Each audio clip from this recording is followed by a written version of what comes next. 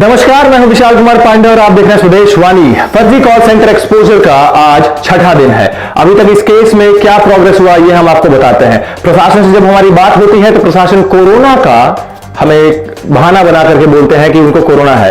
एक ऑफिसर को कोरोना है, 2 ऑफिसर को कोरोना है, 3, 4, 5 सारे ऑफिसर्स को 15 ओपी में कोरोना है। अब हम उम्मीद करते हैं कि वो जल्दी रिकवर हो ताकि इस केस को हम और तीव्रता से आगे बढ़ा सके। हमारी जब उनकी सीनियर ऑफिसर से बात हुई तो उन्होंने बताया कि इस केस को जांच किया जाएगा और इस पर कड़ा संज्ञान लिया जाएगा।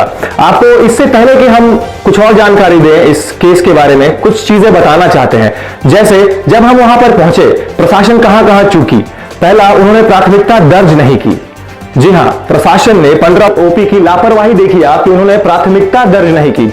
ना तो सील किया, जो फ्लोर है उसको सील नहीं किया, उन्होंने नॉर्मल ताला लगा दिया और एक चाबी जो है वो मकान मालिक के भी पास थी।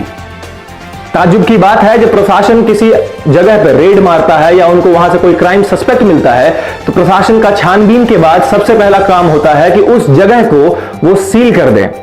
सबूत के बाद अगर गलत पाया जाए तो आप उसको अनसील कर सकते हैं। लेकिन जब आपको सारा कुछ मिला हुआ है, सारा कुछ मिला हुआ वहां पे कॉल सेंटर चलते हुए, उल्लंघन है कोविड का, डिजास्टर मैनेजमेंट है, आईटी एक्ट है, आईटी एक्ट का फ्रॉड है, ठीक है, आप कम से कम सील कर सकते थे। लेकिन 15 ओपी गजब की पुलिस है भाई, आपको मानना पड़ेगा। 15 ओपी जैसा लाजवाब पुलिस आपको ढूंढे नहीं मिलेगा।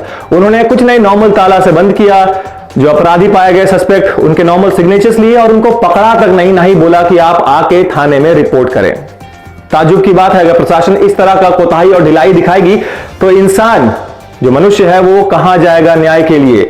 जब पत्रकारों के साथ स्टिंग हो, आप स्टिंग करके दें, पूरा मेहनत करके स्टिंग लाए, लाइव सबूत आप दिखाएं प्रशासन को, उसके बाद भी प्रशासन बोले, उसके बाद भी अगर प्रशासन बोले अरे भैया कुछ कहां हुआ है, सिस्टम वन हमको समझ में नहीं आ रहा है, तो आप क्या कीजिएगा, कहां लेके जाइएगा। सिर्फ एक एक्ट नहीं, उन्होंने लगाया डिजास्टर मैनेजमेंट का एक्ट। अब मेरा सवाल यह है कि क्या डिजास्टर मैनेजमेंट का एक्ट बेलेबल है? सवाल है कि क्या डिजास्टर मैनेजमेंट का एक्ट बेलेबल है? अगर है तो चलिए कोई बात नहीं, अगर नहीं है तो उन्होंने उन लोगों को, सस्पेक्ट्स को पकड़ा क्यों नहीं? वहां पे 7 लोग थे जिनको हमने अपनी आंखों से देखा, लेकिन उन सिर्फ 2 लोगों का उन लोगों ने संज्ञान लिया, उन लोगों के नाम दर्ज कराए, पता, एड्रेस, सब कुछ, जिसमें से एक का आधार कार्ड में भी गड़बड़ी था, लेकिन उन लोगों को भी नहीं पकड़ा गया। अगले दिन जब हम वापस गए वहां पे संज्ञान लेने के लिए, उनसे पूछताछ के लिए कि केस की प्रोग्रेस क्या है, तो जो अफसर हमारे साथ रेड में थे, स्टिंग में थे, वो साफ साफ बोलते हैं हमको नहीं ना समझ में आता है। यही लैंग्वेज था उनका, हमको इतना बुझाता है।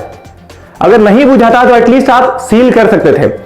अगर 7 कंप्यूटर्स थे वहां, तो जाहिर सी बात है वहां पूजा और कीर्तन तो हो नहीं रहा होगा या घर में नॉर्मल चल नहीं रहा होगा। आप बोलते हैं कि आपके पास आईटी सॉल्यूशन है, आप अमेरिका कॉल करते हैं, अमेरिकन कंपनी ने आपको हायर किया है बीपीओ के लिए, कॉल सेंटर के लिए, उसका लाइसेंस कहां है? पुलिस ने सब कोई सवाल नहीं पूछा।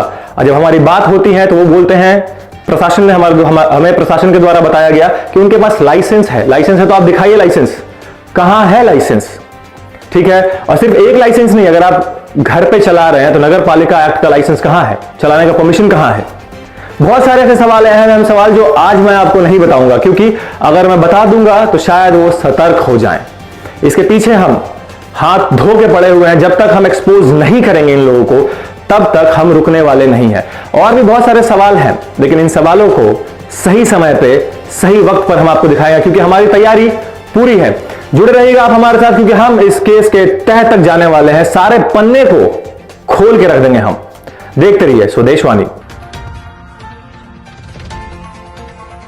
स्वदेश वाणी।